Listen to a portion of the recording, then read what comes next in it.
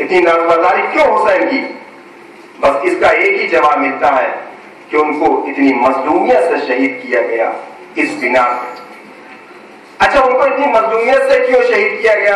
اب ایک یہ بھی سوال، اس کا جواب یہ آتا ہے کہ ایک بے دین لامذہب شرابی بے دین نے امام سے بیعت کا مطالبہ کیا، اس کے انکار میں امام حسین شہید کر دیے گئے۔ پھر ایک سوال، ان کو کیا امام حسین کو یزید کی بیعت سے واقفیت ہونے کے باوجود پتا تھا کہ ہم قتل کر دیے جائیں گے تو انکار کیوں کیا؟ اگر ان کی یزید کی بیعت سے واقف تھے تب بھی ان کی امامت کا حق، کہ اگر واقف تھے یہ بھی پتا تھا کہ شہید کر دیے جائیں گے تو انکار کیوں کیا؟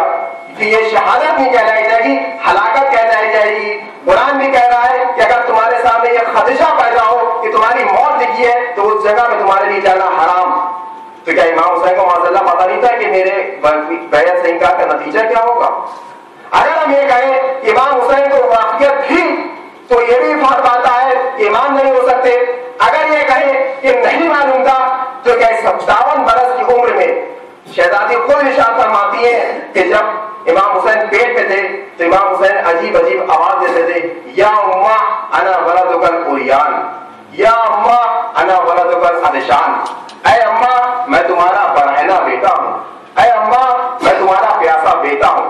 تو جو بچپنے کے عالم میں یہ انسانیت رکھتا ہو تو کیا 57 برس کی عمر میں اسے یہ نہیں پتا ہوگا کہ میرے ساتھ کیا ہونے والا ہے؟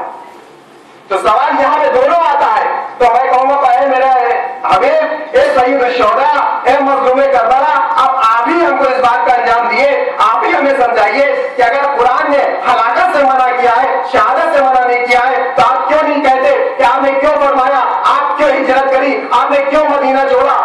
کہ قرآن نے یہ کہا ہے شہادت کے لیے منع نہیں کیا ہے، ہلاکت کے لیے منع کیا ہے۔ اب شہادت ہے تو کیا؟ شہادت امام حسین مظلوم نے پتا آل محمد کے بعد جو سب سے بڑا مرتبہ ہے وہ ہے شہید کا۔ ایک شخص رسول مولا علی کے پاس آیا قرآن کے کہتا ہے کہ آخر اتنی شہید اتنی فضیلت کیوں؟ مولا علی نے کہا، میں اپنے لفظوں میں بتا رہا ہوں کہ جب انسان شہادت کے لیے میدان میں جاتا ہے